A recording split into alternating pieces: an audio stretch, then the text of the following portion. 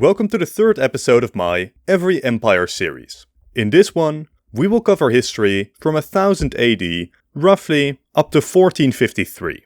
As a quick reminder, an empire is a large and influential state within their own region. With that set up, here is a map as we left it off last episode. Zooming in, we have the Fatimids, the Buyids and the Byzantines, who are all chilling around the Middle East. But in the north, an empire was forming that will completely shake up the Middle East. Within 2 decades, Persia was under Seljuk control. Next, the Byzantines lost a crucially important battle at Manzikert to the Seljuks, leading to the loss of Anatolia, a major blow. Meanwhile, a southern push sees the Fatimids crippled by the Seljuks. Within 40 years, the Seljuks have irreversibly changed the Middle East. But the Byzantines wouldn't take this lying down. They contacted the Pope and convinced Catholic Europe to help them. The Pope accepted, realizing the dangers to Catholicism if the Muslims broke through Constantinople, while also hoping that the Greek Orthodox Church may just join back with the Catholic Church after this. The Pope was also interested in reconquering the Holy Land while they were at it. The Crusades would soon see the Seljuks pushed back tremendously and indirectly create a couple of new empires.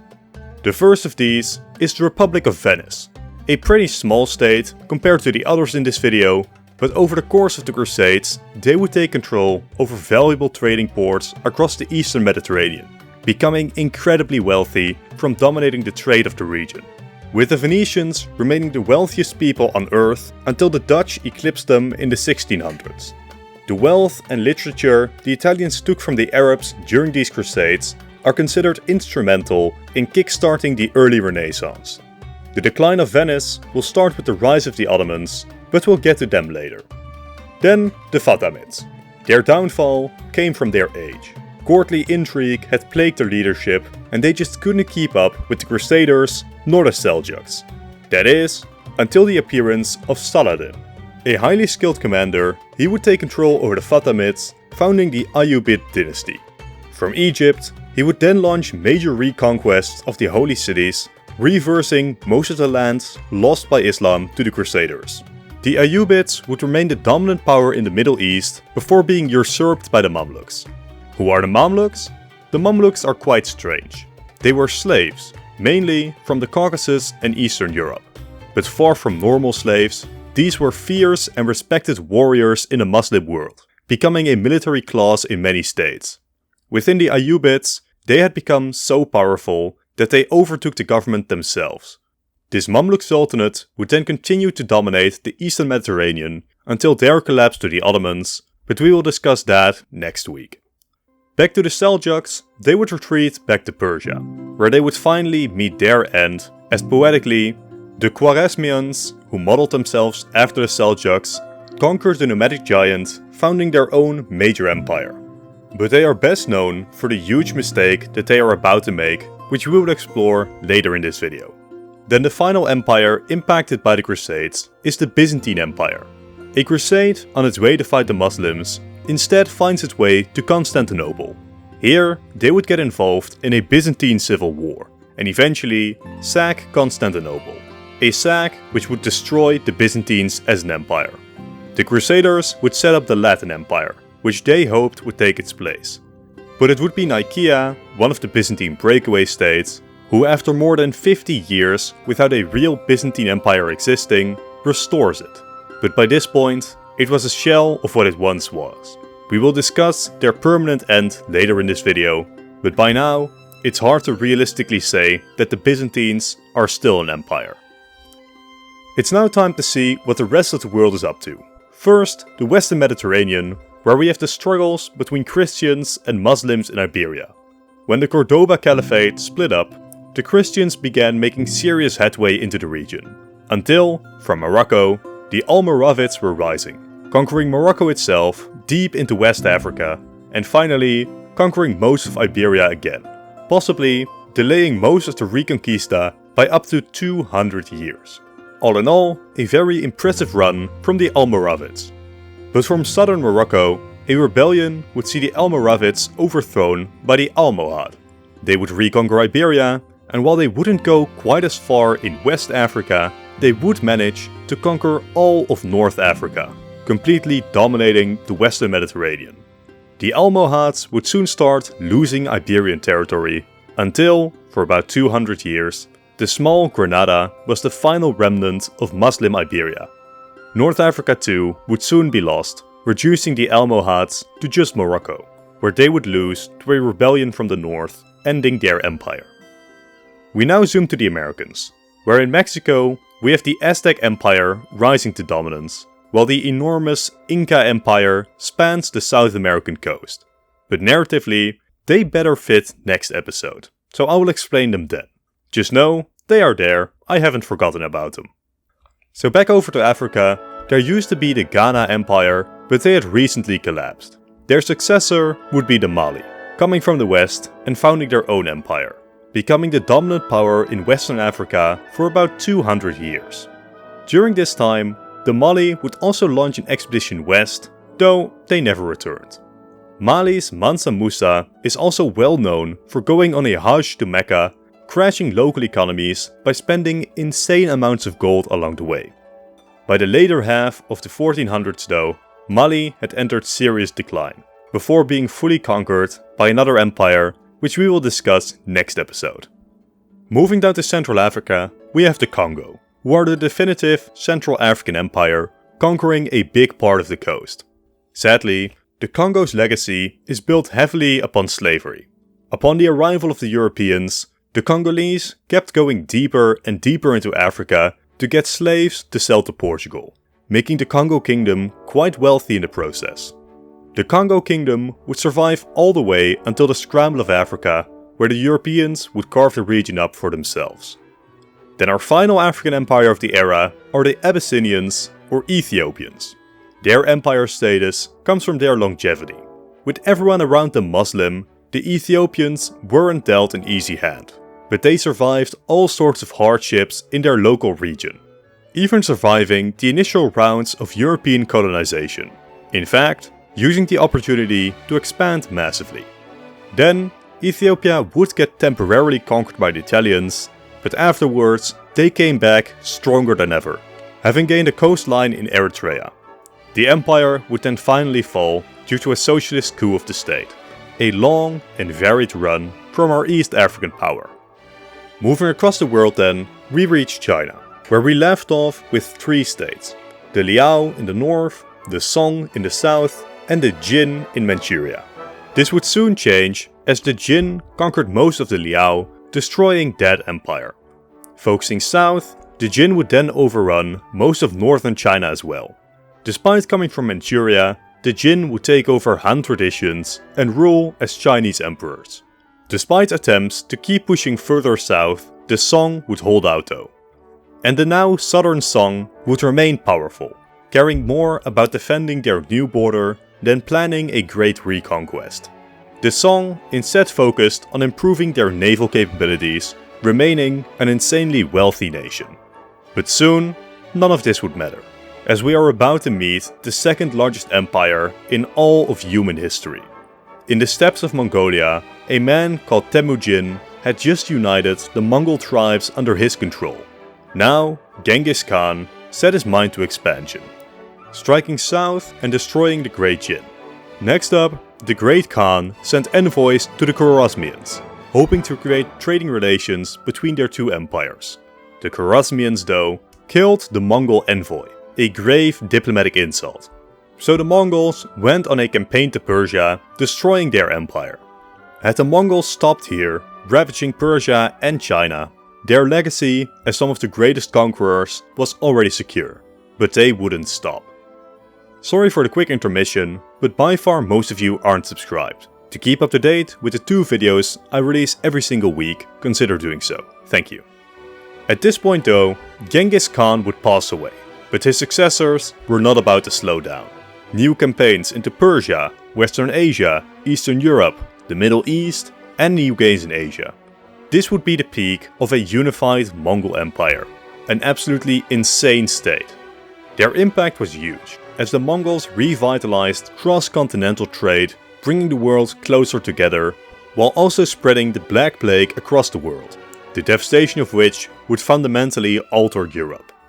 But by now, the Mongol Empire would increasingly start acting as 4 independent hordes. Although Kublai Khan would still be recognized as the great Khan of all 4. 3 of these Mongol successor states are empires. I'm sorry, Chagatai. The biggest one is in the east, led by Kublai Khan. They would focus on China, founding the Yuan dynasty, adopting many Chinese attributes of leadership. After conquering the southern Song, the Yuan had unified China under their reign. Since Kublai was officially still the Great Khan, this is usually considered the greatest extent of the Mongol Empire, controlling about 20% of the world's landmass. Anyway, back to the Yuan, their rule wouldn't last very long. The Mongols didn't like them because they are too Chinese. The Chinese didn't like their Mongol overlords. The rulers of the Yuan also cared very little about actually governing. And when natural disasters overtook the nation and the rulers didn't really do anything, enough was enough. So from the east coast, an anti-Yuan rebellion would see the Ming establish a new Han dynasty in China, while the Yuan would survive in the north in a greatly reduced state, where they would eventually fall to nomadic rivals. The Ming then would do very little expansion, focusing on internal development. To show off their wealth, they would sponsor great naval expeditions, going as far west as East Africa. But after this, the Ming started to turn inwards, shutting off for the outside world, right when the Europeans were starting their exploration programs. But I'm getting ahead of myself. The Ming were an absolute beefcake of a state, rebuilding Chinese power on the international stage, until eventually an invasion from the north would bring them down. But that is a story for the next episode. Now before we discuss the other Mongol successors, let's take a detour to India. Starting from Afghanistan, the Ghurids would consolidate an empire before striking into India as well. When the Khwarezmids conquered Persia, the Ghurids would rebrand to the Delhi Sultanate. These Delhi would soon shake India to its core. It had been almost 1,000 years since a nation unified most of India, but the Delhi would finally manage it again. Being Muslims, the Delhi also invited many Muslims from Mongol-occupied Persia into the subcontinent. As the Delhi entered decline, they would eventually fall due to an invasion from the Mughals, but we will revisit them next episode. 2 minor empires would rise in the shadow of the Delhi. In the south, EU4 fan favorite Vijayanagara would rise to dominate the south for about half a century, before declining and collapsing. Then, around Bengal, we have the Bengali Sultanate. Bengal was one of the richest areas on earth, and they had also temporarily conquered most of northern India, before being conquered by the Mughals as well. Turning east, we have an unexpected empire, as the Pagan would rise to dominate the entire region, laying the foundation for the modern Myanmar state. The empire is among the smallest discussed, but they did dominate the region for about 250 years, before falling due to repeated invasions from the Mongol Empire. Then in Indonesia, we first have the Dharamsraya, who were the dominant force in western Indonesia for about 200 years. But they would soon be overshadowed by the Singasari, who would conquer their western rival. From this position though, the Singasari would fall into a civil war, which the Majapahit would come out victorious in. The Majapahit are the definitive Indonesian superpower, soon extending their power all over the major islands, as well as most of the smaller eastern ones. With their powerful navy, the Majapahit kept control in their realm for about 50 years, before decline started to set in and Majapahit power was slowly eroded. Then we move to Europe to discuss the Golden Horde, another Mongol successor. Dominating the western steppes, their whole model of governing was extracting wealth from the Rus principalities via demands, raids and threats. This pretty much worked for 200 years. But then, decline would start to set in as the Horde split in two for a while. They then lost engagements to the Timurids as well, more on them later. These weakenings would start to lead to more permanent territorial losses. And as the Horde became weaker, the Rus became unified under the Duchy of Muscovy, who managed to break away from the Horde fully. The remnants would then be picked off by nomadic rivals. The Muscovites would form their own great empire, but we will save those for next episode. Then in Europe, the definitive empire is the Holy Roman Empire. We like to point and laugh at them because in their later and more well-known history, they became, to put it bluntly, a dysfunctional mess. But during this period, they were easily the most powerful European state. Sure, they were decentralized, but what European state wasn't during this time? The Holy Roman Empire will survive this time period, but by the end, its faults do start to show. They lost many territories directly, while Italy basically started to ignore the empire, meaning they practically lost control there. But most importantly, their main rival, France, had started centralizing and growing more powerful. We will discuss this rivalry next episode though. Now, because the HRE was so dominant, very few other European states qualify as an empire. The French would have been the most likely contender, but they spent, quite literally, the entire time period fighting the English, meaning neither of them quite has the power to compete with the HRE. That is, with the exception of the Angevin Empire. This was the closest England and France got to uniting, and if they had managed to capture France as well as the British Isles, they would absolutely be an empire that could go toe-to-toe with the HRE. So the Angevin Empire specifically makes the list, but as France and England continues their fighting, by the end of this time period, France has finally beaten back England, and both nations are ready to start some of the most powerful empires ever. But we'll have to wait for next episode to meet those. That's already it for European empires this video though, but no worries. The next two videos will more than make up for this lack of Europeans. For now, we move to the Ilkhanate, the final of our Mongol successor states.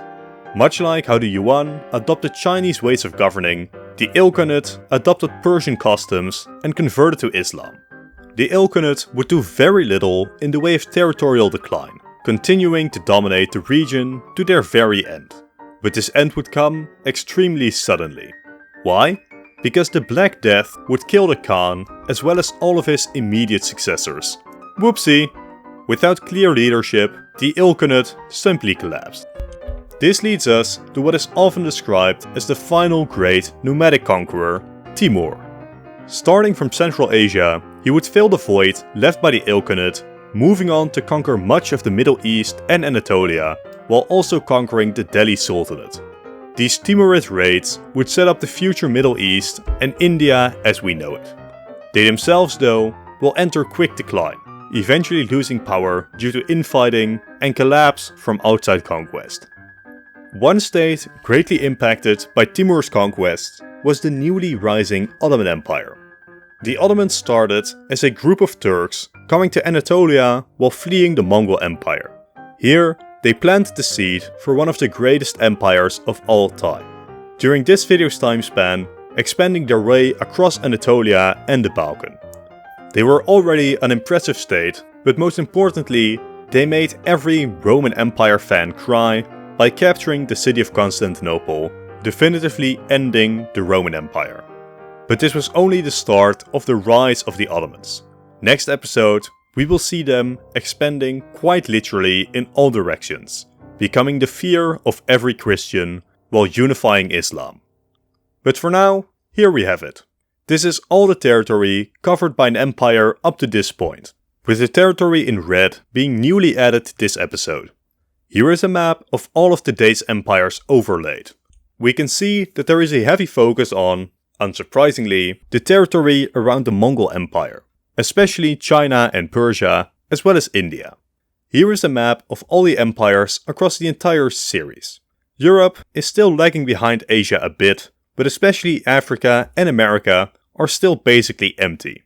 But no worries, this will all be remedied as we enter the age of exploration. So subscribe to join me next week for the next episode. Unless it's already out, then just click the video on screen right now.